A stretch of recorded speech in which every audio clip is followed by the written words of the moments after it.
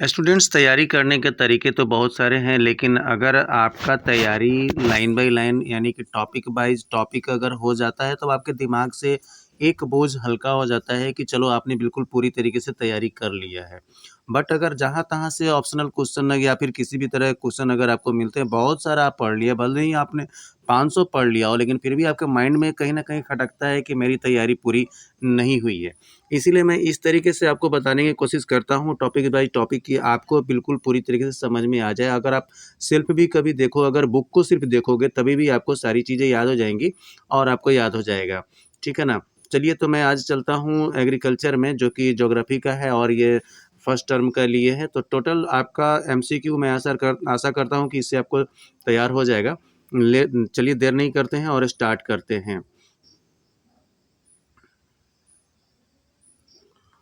तो सबसे पहले है क्वेश्चन, मेरा एक नंबर है, how much people are engaged in agriculture in India. ठीक है, इसके लिए है टू थर्ड पीपुल जो हैं इंडिया में, वो लगे हुए हैं एग्रीकल्चरल काम में। ठीक है, चलिए, सेकंड नंबर क्वेश्चन है, which is old aged profession in India. तो सिंपल सी बात है, एग्रीकल्चर है। एग्रीकल्चर ही बहुत समय से हमारे इंडिया में शुरू से होता आ रहा है। थर्ड क्वेश्चन हमारा कहता है, what is called if a patch of land is cleared to produce agricultural products।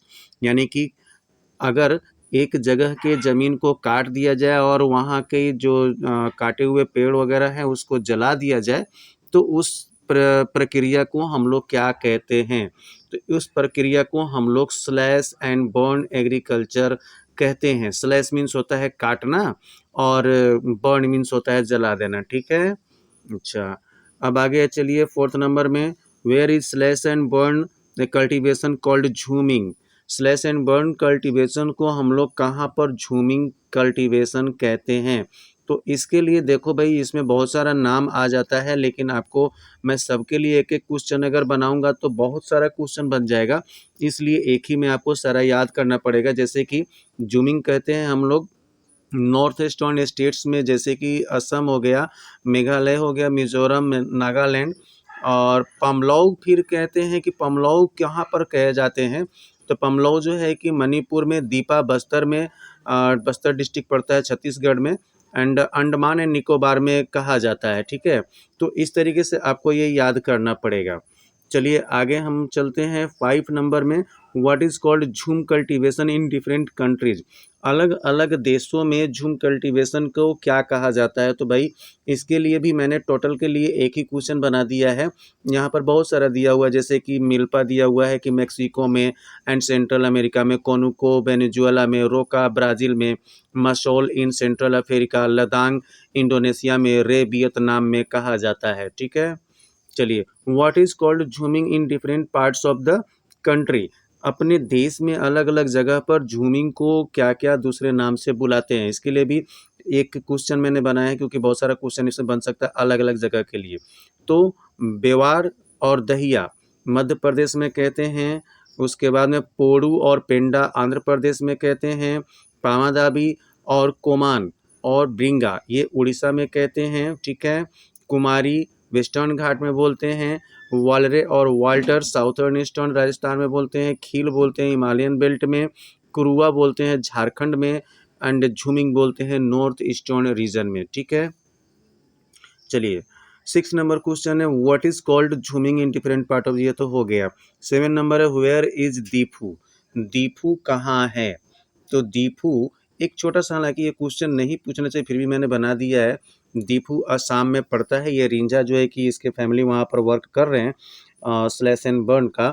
इसको जो है कि वहाँ पर मन करता है आसपास का इन्वायरमेंट देख करके रह जाने का, लेकिन उसको पता नहीं है कि जब ज़मीन अनफर्टाइल हो जाएगा तो उसे फिर कहीं और जाना पड़ेगा। चलिए, इतना काफ़ी है। उसी से रिलेटेड 8 नंबर क्वेश्चन है, हु इज़ रिंझा। तो रिंझा इज़ फैमिली, एक little girl whose family is doing slash and burn cultivation. ठीक है ना? 9 नंबर हो जाएगा, what is called the type of farming practised in high population area with total modern technology. यानी कि उस तरह की खेती को जिसमें कि टोटल हम लोग मॉडर्न टेक्नोलॉजी इस्तेमाल करते हैं और जहाँ पर ज़्यादा पॉपुलेशन होता है वहाँ पर ये किया जाता है, उसे क्या कहते हैं? तो सिंपल बात है, इसको हम लोग इंटेंसिव सब्सिस्टेंस फार्मिंग कहते हैं। इंटेंसिव का मतलब होता है गहन, यानी कि खूब ज़्यादा से ज़्यादा उपज करने के लिए कोशिश करना। 10 नंबर में why is land holding a small in India. जमीन का आकार इंडिया में छोटा क्यों है? उसका सही आपको जवाब मिलेगा राइट ऑफ इनहेरिटेंस। अपने यहाँ पर वंश के आधार पर संपत्ति ट्रांसफर होता है, और एक बाप के अगर दो बेटे हैं तो उनका जमीन दो हिस्सों में बट गया, फिर दो बेटे के दो बेटे अगर हो गए दो दो का, तो चार हिस्सों में। इस तरह से जमीन का लैंड होल्डिंग जो है ना वो छोटा होता है, जिससे कि मॉडर्न टेक्नोलॉजी का खेती करना थोड़ा ज़्यादा प्रॉब्लम हो जाता है। Why is enormous pressure on land, ये उसी से रिलेटेड है। यहाँ पर क्वेश्चन है कि जमीन पर ज़्यादा से ज़्यादा प्रेशर क्यों है?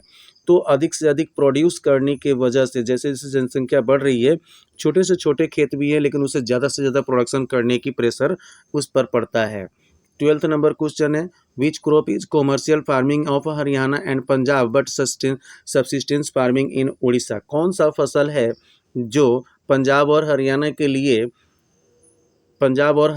लिए कॉमर्शियल क्रॉप्स है एंड उड़ीसा के लिए सब्सिस्टेंस फार्मिंग है? तो इसका आंसर हो जाएगा राइस। ठीक है, एक्चुअली में राइस जो है कि उड़ीसा के लोग खाने के लिए उपज करते हैं, इसीलिए वहाँ के लिए सब्सिस्टेंस फार्मिंग हो गया। और पंजाब हरियाणा के लोग अधिकतर गेहूं का गेहूं खाते हैं, स्टेपल फूड वहाँ के लिए, और राइस का प्रोडक्शन बेचने के लिए करते हैं, इसलिए वहाँ के लिए ये कॉमर्शियल फार्मिंग हो गया। तो एक ही फसल जो है कि कहीं के लिए कॉमर्शियल फार्मिंग तो कहीं के लिए सब्सिस्टेंस फार्मिंग। चलिए आगे आते हैं। In which types of farming a single crop is grown on a large patch of land. किस तरह के फार्मिंग में बहुत बड़े जमीन पर एक ही तरह का खेती किया जाता है? तो इसका जवाब हो जाएगा आपको प्लांटेशन। ठीक है, कॉमर्शियल क्रॉप्स का एक एग्जाम्पल तरीके से प्रकार कहिए। 14 नंबर क्वेश्चन है give some examples of commercial crops. कुछ कॉमर्शियल क्रॉप्स का आपको एग्जांपल देना है, तो उसका हो जाएगा tea, coffee, rubber, sugarcane, banana. ये सभी जो है ना कॉमर्शियल क्रॉप्स है और प्लांटेशन में भी आ जाते हैं। How many seasons are there of crops. Total कितने सीजन है क्रॉप्स के? तो 3। ठीक है, 3 हो जाएगा। ये यहाँ पर है रबी, खरीफ एंड जैद, ये 3 हैं सीजन मेनली रबी क्रॉप्स के। चलिए 16 नंबर में when is rabi crops, when दो बार इज लिखा गया है। वेन रबी क्रॉप्स इज सोन, कब ये बोया जाता है? तो ये बोया जाता है रबी क्रॉप्स अक्टूबर से दिसंबर के बीच में। फिर when is rabi crop harvested, कब ये काटा जाता है? तो अप्रैल से जून के बीच में काटा जाता है। सम एग्जाम्पल्स देने हैं 18 नंबर में, तो इसका हो जाएगा wheat, barley, peas, gram and mustard. ठीक है, उसके बाद में आप खरीफ क्रॉप के बारे में आ जाते हैं 19 नंबर क्वेश्चन में कि व्हेन इज खरीफ क्रॉप्स सोन, कब खरीफ क्रॉप्स बोया जाता है? तो खरीफ क्रॉप्स जो है कि ये बोया जाता है आपको ऑनसेट ऑफ मानसून, जैसे मानसून शुरुआत होता है यानी कि जून जुलाई में, उस समय ये बोया जाता है। ठीक है, उसके बाद में when is kharif crop harvested, कब काटा जाता है? तो सितंबर टू अक्टूबर में काट लिया जाता है। ठीक है, फिर give some examples of kharif crops, तो इसके कुछ एग्जांपल्स हो जाएंगे पैडी, मेज, ज्वार, बाजरा, तूर जिसको अरहर भी बोलते हैं, मूंग, उड़द, cotton, jute, groundnut and soybean. ये हो गया इसका एग्जाम्पल। 22 नंबर कहता है when is zaid crop sown, zaid की फसल कब बोई जाती है? तो जायद की फसल जो है ये बोई जाती है दोनों के बीच में, यानी कि जब गेहूं का पैदावार खत्म हो जाता है उसके बीच में, और धान का जब अभी खेती नहीं हुआ रहता ना, तो दोनों के बीच में 2-3 महीने का समय बच जाता है। उस 2-3 महीने के बीच में कुछ फसल किसान लोग उगा लेते हैं, उसको जायद कहते हैं। ठीक है ना, यानी कि जेड से जायद एंड जेड से ज़्यादा, कहने का मतलब ज़्यादा एक्स्ट्रा कौन सा चीज़ जो फसल उगता है ना जिस सीज़न में, उसको हम लोग जायद की फसल कहते हैं। एक और क्वेश्चन आपको बड़ी इंपॉर्टेंट बनता है जो कि मैंने यहाँ पर मार्किंग किया लेकिन उसके लिए क्वेश्चन नहीं बनाया है, ये है औस, अमन एंड बोरो। ये जो है ना उड़ीसा में, बंगाल में, ये सालों भर वहाँ पर धान की ही खेती होती है और 3 वैरायटी का धान वहाँ होता है, उसका नाम दिया है औस, अमन एंड बोरो। इस तरह का भी आपको ऑप्शनल क्वेश्चन में पूछ सकता है कि औस क्या है या अमन क्या है या फिर बोरो क्या है, और उसमें और अदर जो है कि दे देंगे ऑप्शन, उसमें से आपको चूज करना होता है। तो ये भी चलिए मैंने आपको बता दिया। आगे आते हैं 25 नंबर में where does India stand in rice crops, अब मेजर जो क्रॉप्स हैं उसके मामले में अब हम लोगों को जानना है। तो राइस क्रॉप्स के मामले में इंडिया किस स्थान पर है? तो इंडिया सेकंड पोजीशन पर है। सबसे बड़ा जो है वो चाइना है प्रोड्यूसर पूरे वर्ल्ड में, ठीक है। अच्छा, उसके बाद में है how much rainfall is needed for rice crops. तो इसके लिए 100 सेंटीमीटर से ज़्यादा की बारिश की ज़रूरत है एनुअली। टेम्परेचर कितना चाहिए? तो अबव 25 सेंटीमीटर चाहिए, सेल्सियस चाहिए। आगे आइए 27 नंबर में, where is rice crops grown in India. India में राइस क्रॉप्स कहाँ कहाँ उगाया जाता है? तो स्टेट्स के नेम आपको याद करने पड़ेंगे। वो आ गया यहाँ पर, ठीक है। जनरली ये इंडिया के नॉर्दर्न, नॉर्थ ईस्टर्न, नॉर्थ में और कोस्टल एरियाज में जहाँ पर एलुवियल और उपजाऊ यानी कि बारिश का अच्छा होता है मौसम, वहाँ पर मतलब कि ये उपजाया जाता है, ठीक है ना। जहाँ पर इरिगेशन की सुविधा बढ़िया हो, ट्यूबवेल वगैरह बढ़िया से लगे हों। जनरली पंजाब, हरियाणा, वेस्टर्न उत्तर प्रदेश, उसके बाद में राजस्थान के कुछ भाग में होता है, बिहार वगैरह में भी हो जाता है। फिर कहता है how much annual rainfall is needed for wheat crop. Wheat के लिए कितना रेनफॉल चाहिए होता है? तो इसके लिए 50 to 75 सेंटीमीटर एनुअल रेनफॉल की ज़रूरत होती है। उसके बाद which is the most staple food of India. तो भाई सबसे ज़्यादा स्टेपल फूड 1 नंबर में है राइस, उसके बाद में आ जाता है वीट। ये छूट गया था, राइस के टाइम में नहीं बना था क्वेश्चन, इसलिए याद पड़ा तो बाद में बना दिया गया है। फिर give some examples of coarse grain. 30 number question है, कोर्स ग्रेन बताना है कि कुछ कोर्स, कोर्स मतलब होता है मोटा अनाज, ठीक है ना। इसका जो है कि वीट का दिया हुआ है यहाँ पर कि कहाँ कहाँ पर उपज होता है, वो मैंने ज़्यादा क्वेश्चन लंबा हो जाएगा इसलिए नहीं बनाया। जनरली ये पूछता भी नहीं है, ठीक है ना। पंजाब, हरियाणा, उत्तर प्रदेश से ये सब हो गया, बिहार, राजस्थान, ठीक है ना। ये माइलेट में है तो कोर्स ग्रेन के बारे में है। हमने 30 नंबर क्वेश्चन दिया था कि कौन कौन से है, तो जनरली ज्वार, रागी, बाजरा ये होते हैं कोर्स ग्रेन में आ जाते हैं। Which types of soil is needed for bajra. बाजरा के लिए किस तरह का मिट्टी चाहिए होता है? तो बाजरा के लिए जनरली यहाँ sandy soil and shallow black soil चाहिए होता है इसके लिए, ठीक है। 32 number, which types of soil is needed for ragi. रागी के लिए किस तरह का चाहिए होता है सॉइल? तो इसके लिए red, black and Sandy Lumi soil और सेलो ब्लैक सॉइल चाहिए होता है। 33 नंबर कहता है इन विच सीजन मेज इज ग्रोन। मेज कौन सी सीजन में उगाया जाता है? तो मेज जो है कि एक चीज़ आपको मैं बता दूं कि दोनों तरह के ये काम में आते हैं। पशुओं को खिलाने के लिए भी यानी कि फोडर भी है, और आदमी भी खाते हैं तो फूड के रूप में भी है, ठीक है। क्वेश्चन हमारा क्या था? क्वेश्चन हमारा था कि इन विच सीजन मेज इज ग्रोन। तो मेज जो है ना कि जनरली खरीफ क्रॉप्स है, ठीक है। ये खरीफ के सीजन में उगाया जाता है। और अलुवियल सॉइल इसके लिए चाहिए होता है, टेम्परेचर 21 डिग्री सेल्सियस से लेकर के 27 डिग्री सेल्सियस के बीच में चाहिए होता है, ठीक है। At which position does India is stand for pulses. दाल के मामले में इंडिया किस स्थान पर आता है पूरे वर्ल्ड में? तो इंडिया जो है कि सबसे बड़ा प्रोड्यूसर है दाल के मामले में पूरे वर्ल्ड में, और सबसे बड़ा जो है ना कंज्यूमर भी है, ठीक है। और दाल जो होता है ना इंडिया के लोगों के लिए सबसे मेजर सोर्स है प्रोटीन का। अच्छा, अब आगे आते हैं विच टाइप्स ऑफ 35 नंबर में, which types of crops are known as leguminous crops. Leguminous crops के रूप में किसको जानते हैं? तो पल्सेस को ही जानते हैं, इसलिए क्योंकि ये नाइट्रोजन को फिक्सिंग करता है और फर्टिलिटी बढ़ा देता है मिट्टी का, इसलिए इसको लिगुमिनस प्लांट के रूप में भी जानते हैं। Eight which position does India stand for sugar cane. Sugar cane के मामले में इंडिया किस जगह पर है? तो इंडिया जो है शुगर कैन के मामले में भी सेकेंड पोजीशन पर है, ठीक है। चलिए हम और आगे चलते हैं जरा ऊपर में। सेकेंड पोजीशन पर है इंडिया शुगर कैन के मामले में। सेकेंड ब्राज़ील है और चाइना है। चाइना सबसे नंबर 1 पर है, ब्राज़ील के बाद में है इंडिया, ठीक है। चलिए आगे चलते हैं। Which country is at first position in oil seeds of groundnut. यानी कि कौन सा कंट्री सबसे ज़्यादा ग्राउंड नट मतलब कि उपज करता है? तो भाई इंडिया ही है। इंडिया है सेकेंड लार्जेस्ट प्रोड्यूसर वर्ल्ड का, चाइना है नंबर 1 पर, ठीक है। अच्छा, उसके बाद में आते हैं हम लोग 38 नंबर पर, how much percent of oil seeds of the world grown in India.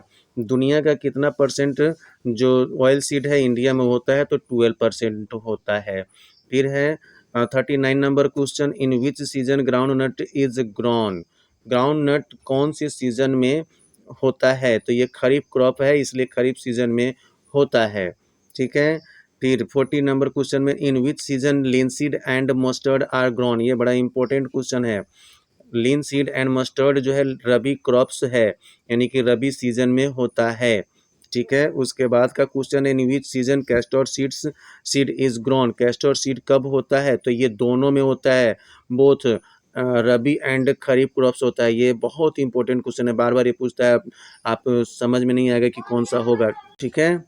आइए अब 42 नंबर में, who had about tea in India. ओ गड़बड़ा गया है यहाँ पर लिखने में, who had about tea in India होगा, तो इंडिया में टी लाया था ब्रिटिशर्स लोगों ने। चलिए 43 नंबर है, विच quality of coffee had about India. फिर बाउट को अबाउट लिख दिया है। इंडिया फ्रॉम यमन, यमन से किस वैरायटी का कॉफ़ी जो है ना लाया गया था इंडिया में, तो उसके लिए आप आ जाइए कॉफ़ी में।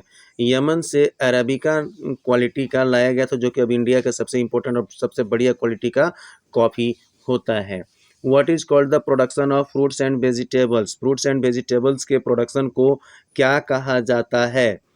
थोड़ा सा हम देख लें अभी और ऊपर चलते हैं। तो फ्रूट्स एंड वेजिटेबल्स को प्रोडक्शन को हॉर्टिकल्चर कहा जाता है। ठीक है।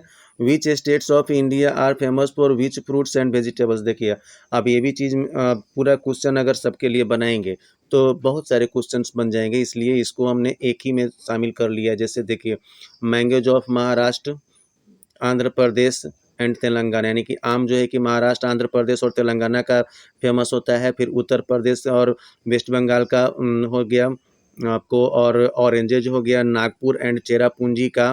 फिर बनाना हो गया केरला मिजोरम का, ठीक है ना, और महाराष्ट्र का, तमिलनाडु का भी। लीची एंड गुआवा जो हो गया वो हो गया उत्तर प्रदेश और बिहार का।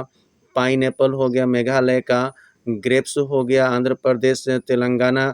महाराष्ट्र का एप्पल और पीर्स, ये अप्रीकोट, ये वालनट, ये सब हो गया जम्मू कश्मीर का। तो ये सभी अलग अलग जगह अलग अलग तरह के फल एंड फ्रूट्स के लिए फेमस है।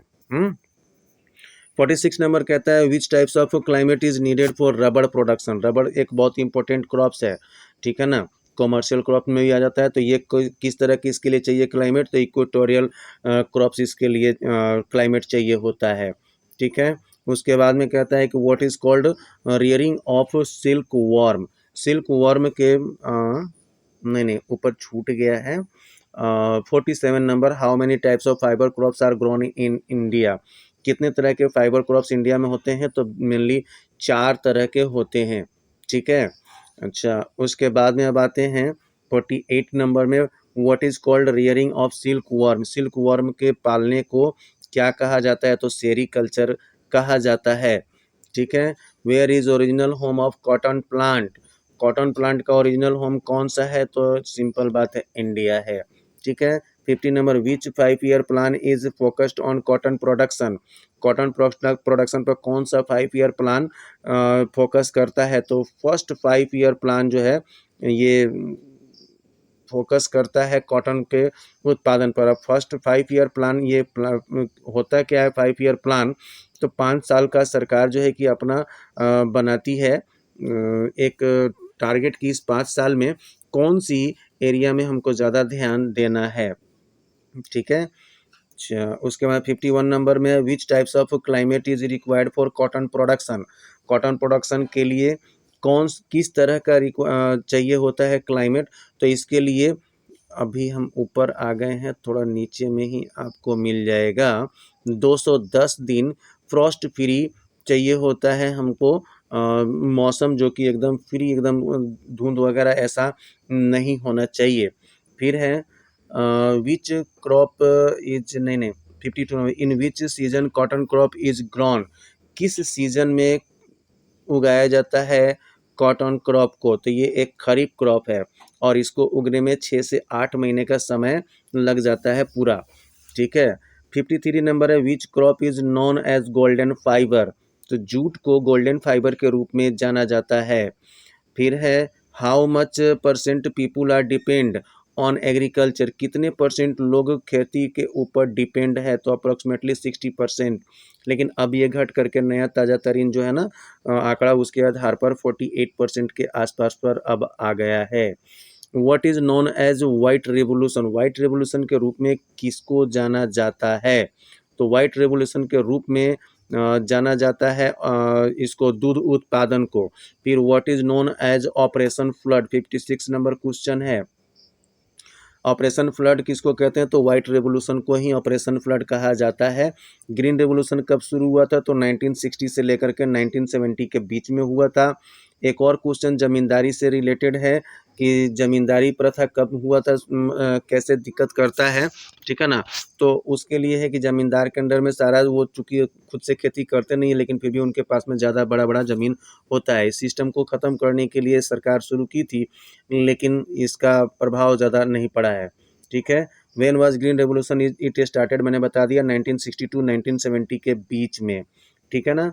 फिर what is the full form of KCC, KCC का फुल फॉर्म क्या है और ये किसके लिए शुरू किया गया था, तो किसान के लिए इसका फुल फॉर्म होता है किसान क्रेडिट कार्ड, ठीक है। फिर फुल फॉर्म ऑफ पैस, पैस का फुल फॉर्म क्या होता है, तो पर्सनल एक्सीडेंट इंश्योरेंस स्कीम, इसको हम लोग पैस बोलते हैं, जिसको अपने यहाँ पर पैक्स पैक्स लोग कहता है, पैस होता है। Who was spiritual heir of Mahatma Gandhi, यानी कि महात्मा गांधी का स्पिरिचुअल उत्तराधिकारी कौन था, तो विनोबा भावे स्पिरिचुअल एयर थे महात्मा गांधी के।